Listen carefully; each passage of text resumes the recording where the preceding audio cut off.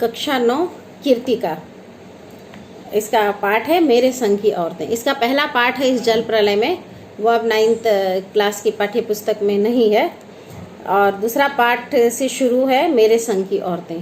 कीर्तिका में 3 पाठ आप लोगों के पास है, मेरे संग की औरतें।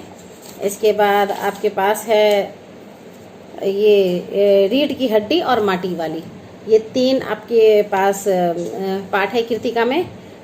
और इसको तीनों PT1, PT2, PT3 करके हम लोग इसको पढ़ते हैं, ठीक है। इसमें पहला पाठ है मेरे संग की औरतें।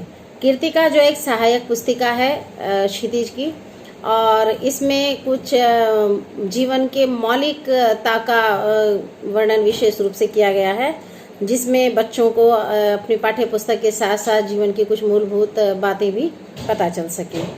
मेरे संग की औरतें मृदुला गर्ग की लिखी हुई एक आत्मकथात्मक ढंग की कहानी है। इसे आत्मकथा भी नहीं कहेंगे और पूरी तरह से कहानी भी नहीं है।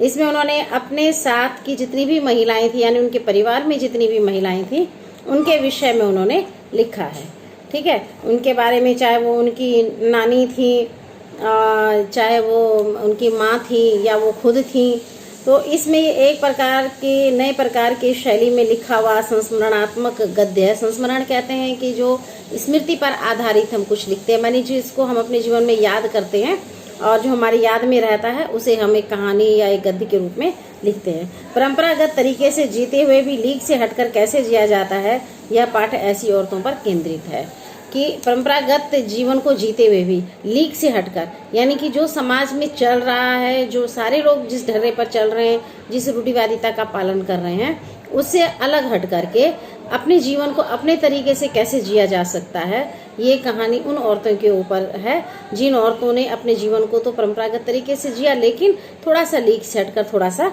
अलग करके, ठीक है।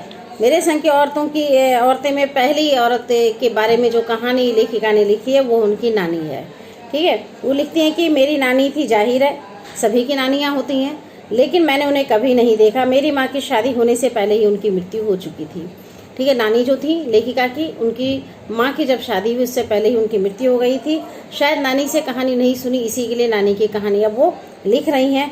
कहानी का असली मर्म तो तब समझ में आया कि जब ये जाना कि मेरी नानी की वास्तविक कहानी क्या थी। इससे पहले तक तो यही समझते रहे कि नानी एक पारंपरिक महिला है, अनपढ़ है, पर्दानशी औरत है। पर्दानशी यानी जो पर्दा करती है, वैसी औरत है, जिनकी शादी के बाद उनके पति उन्हें छोड़कर बैरिस्ट्री पढ़ने के लिए चले गए थे, और जब वो लौटे तो वो विलायती रीति रिवाज के हिसाब से ही अपने जीवन शैली को उन्होंने अपनाया और वैसी वो जिंदगी बसर करने लगे। पर नानी के अपने रहन सहन पर उस पर का कोई प्रभाव नहीं पड़ा, और ना ही उन्होंने कभी अपनी इच्छा, आकांक्षा, अपना पसंद नापसंद का इजहार कभी अपने पति पर किया। यानी ना तो वो कभी अपने पति के तौर तरीकों को अपना पाई, जो एक विलायती ढंग के तौर तरीके से उनके पति जी रहे थे, और ना ही उन्होंने कभी अपने पति के रहन सहन में हस्तक्षेप किया, लेकिन अपनी भी परंपरा को उन्होंने नहीं बदला। लेकिन जब बहुत कम उम्र उनकी थी, उनकी माँ की थी, जब तो नानी को ये लगा कि अब वो नहीं जिंदा रहेंगी, शायद अब उनकी मृत्यु नज़दीक है।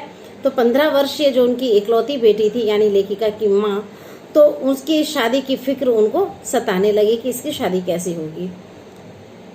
वो इतनी ज़्यादा मुंहजोर हो उठी कि नाना से उन्होंने पर्दे का लिहाज छोड़ करके ये कहा कि उनके दोस्त जो स्वतंत्रता सेनानी है प्यारेलाल शर्मा, उनसे वो मिलना चाहती हैं, ठीक है। पहले वो जो अपने पति के सामने भी कभी बात नहीं करती थी, लेकिन अपने अंतिम समय में उन्होंने अपने पति को बुला करके कहा कि उनके एक मित्र हैं जो स्वतंत्रता सेनानी है और उनका नाम है प्यारेलाल शर्मा, उनसे वो मिलना चाहती हैं।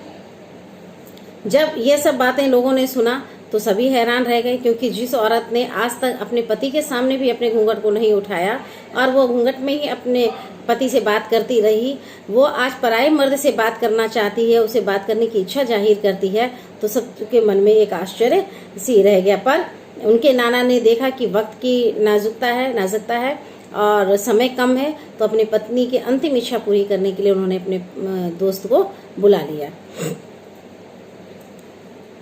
अब जो नानी ने कहा वो और भी ज़्यादा हैरत अंगेज था। जो उनके मित्र से, यानी अपने पति के मित्र से उन्होंने कहा कि उन्होंने उनसे कहा कि आप वचन दीजिए कि आप मेरी लड़की के लिए वर तय करेंगे, ठीक है। जब मेरी बेटी की शादी की बात चलेगी तो उसके लिए वर चुनने का काम आपका है। आप ही तय करेंगे कि उसे कैसा वर चाहिए, क्योंकि मेरे पति तो साहब हैं और मैं नहीं चाहती कि मेरी बेटी की शादी साहब के फरमाबरदार से हो।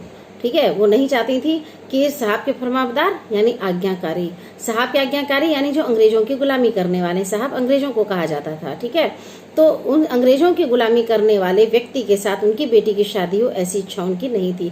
हालांकि उनके पति खुद अंग्रेजों के फरमाबरदार थे, यानी अंग्रेजी तरीके से जीवन शैली जीते थे, उनके आज्ञाकारी थे, चाटुकार थे और उन्हीं के तरह की उनके वेशभूषा, रहन सहन, खान पान सब था। लेकिन उन्होंने अपने पति के लिए कभी इसका विरोध नहीं किया, ना कभी अपनी जीवन शैली को अपने पति की तरह अपनाया। लेकिन वो नहीं चाहती थी कि उनकी बेटी की शादी ऐसे व्यक्ति से हो जो अंग्रेजों की गुलामी करने वाला हो, बल्कि ऐसे व्यक्ति से हो जो अपनी आज़ादी की लड़ाई को लड़ता हो, यानी जो अपनी स्वतंत्रता के प्रति जागरूक हो। ठीक है, तो उन्होंने कहा कि आप अपनी ही तरह का स्वतंत्रता का कोई सिपाही, आज़ादी का सिपाही देख करके मेरी बेटी की शादी करा दीजिएगा। कौन कह सकता था कि वो औरत अपनी आज़ादी की तरह से पूरी तरह से बेखबर थी। उस औरत के मन में, जो औरत अपनी आज़ादी के प्रति पूरी तरह से बेखबर थी, अपने देश की आज़ादी का जुनून उसके मन में इस तरह का होगा। ठीक है, ये उनकी एक इच्छा शक्ति थी, ये उनका अपना एक विचार था कि वो अपने देश को आज़ाद होते हुए देखना चाहती थी, जबकि खुद वो एक परंपरागत जीवन शैली को जीती थी, जहाँ उन्होंने अपनी आज़ादी के लिए कभी भी कोई प्रयास नहीं किया, कभी नहीं सोचा कि मुझे भी अपने जीवन को एक आज़ाद तरीके से जीना चाहिए। लेकिन देश की आज़ादी की भावना उनके मन में थी। ठीक है, उन्होंने कभी नाना के जीवन में कभी दखल नहीं दिया, लेकिन उन्होंने खुद को भी अपने नाना की तरह अपनी जीवन शैली को कभी नहीं अपनाया। खैर, अब उनकी माँ की शादी ऐसे पढ़े लिखे व्यक्ति से हुई, होनहार लड़के से हुई, जिसे आज़ादी के आंदोलन में हिस्सा लेने के अपराध में ICM के इम्तिहान में बैठने से रोक दिया गया। जैसे अभी IAS की परीक्षा होती है, उसी स्तर की वो भी परीक्षा ICM की उस समय में हुआ करती थी। तो उस परीक्षा में बैठने से इसलिए रोक दिया गया क्योंकि वो स्वतंत्रता सेनानी था और स्वतंत्रता के आंदोलन में भाग ले रहा था। माँ गांधी जी और अब माँ बेचारी अपनी माँ और गांधी जी के सिद्धांतों के चक्कर में सादा जीवन और उच्च विचार वाली जीवन शैली को जीने के लिए मजबूर हुई। उनका हाल ये था कि खादी की साड़ी पहनने में भी उनको बड़ा ही कष्ट हुआ करता था। खैर, उनकी दादी और उनके परिवार वालों से उनकी माँ को बड़ा सहयोग मिला। उनकी माँ बहुत नाजुक थी क्योंकि वो कम उम्र की भी थी और उनके पिता साहेब अंदाज में थे, तो वही जीवन शैली उनकी भी रही, उनकी माँ की भी रही। और इससे सबसे बड़ी बात जो इस कहानी में है वो ये कि उनको अपने ससुराल में 2 कारणों से मान सम्मान ज़्यादा मिला। एक तो उनके पिता साहब थे, माने अंग्रेजों के फरमाबरदार थे, ऊंचे ओहदे पर थे और उनका एक दबदबा था उस परिवार में, जिसके कारण उनकी माँ लिखेगा कि माँ को वहाँ कोई कुछ नहीं कहता था।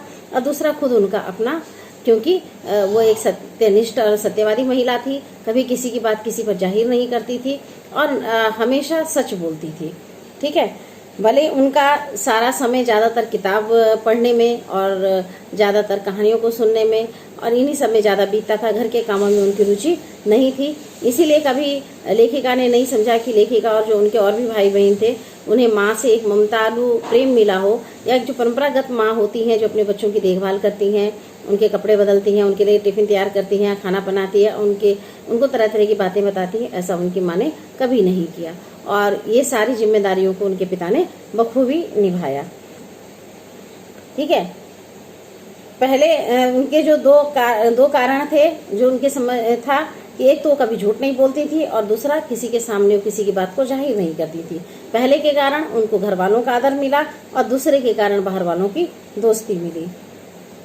इसके बाद लीक से खिसके पूर्वजों में सिर्फ उनकी माँ और नानी ही नहीं थी, बल्कि उनकी अब परदादी यानी लेखिका की जो परदादी थी उन्हें भी कतार में से बाहर चलने का शौक था। ये दो तो थी जो अपने परंपरागत तरीके से अलग जीवन को जीती थी, लेकिन इससे भी ज़्यादा ये था कि जो उनकी परदादी थी लेखिका की, वो भी लीक से हट करके जीवन शैली को जीने की एक अभ्यास थी।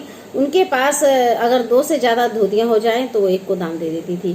खैर, ये तो ठीक था क्योंकि जैन धर्म में अपरिग्रह की मान्यता है। अपरिग्रह का मतलब होता है संग्रह न करना, तो उनके यहाँ है कि जितनी आपको आवश्यकता है उतनी ही वस्तु आप रखिए, उससे ज़्यादा का संग्रह आप नहीं कीजिए। अगर आपका काम 2 वस्त्रों से चल सकता है तो 2 ही वस्त्र लीजिए, अगर इससे ज़्यादा होता है तो किसी गरीब आदमी को उसको दान कर दीजिए। तो ये तो ठीक है, मगर ये अस्थि जलवा तो उनका तब मिला जब इनकी माँ पहली बार गर्भवती हुई, यानी लेखिका की माँ पहली बार गर्भवती हुई और उन्होंने मंदिर में जा कर के एक मन्नत मानी कि उनकी बहू की गोदी में जो पहला बच्चा खेलेगा वह लड़की होगी।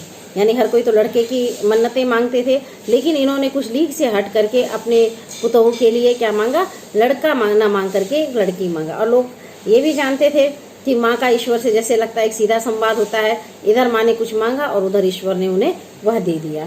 ठीक है, तो अब उन्होंने यह जिद इस तरह से पकड़ी कि इसे अपने तक सीमित नहीं रखा बल्कि जग जाहिर कर दिया। ऐसा भी नहीं था कि उनके परिवार में कई पुश्तों तक लड़कियां नहीं हुई तो उन्हें लड़की चाहिए थी जिसका वो कन्यादान करके पुण्य प्राप्त करती, ना ही ऐसा भी नहीं था क्योंकि उनके पिता की भी बहनें थी और उनके दादा की भी बहनें थी, लेकिन फिर भी उनकी इस तरह की जो मन्नत थी इससे सारे के सारे घर के लोग पका गए और उन्हें विश्वास ही नहीं हो रहा था कि इस तरह की मन्नत मांगने की क्या ज़रूरत थी।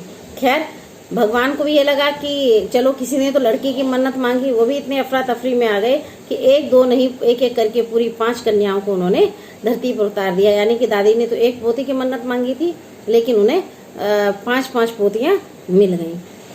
ठीक, और इससे भी ज़्यादा इस कहानी का एक और भाग है, दादी का एक चोर का किस्सा, जिसे आप अगले उसमें हम पढ़ते हैं।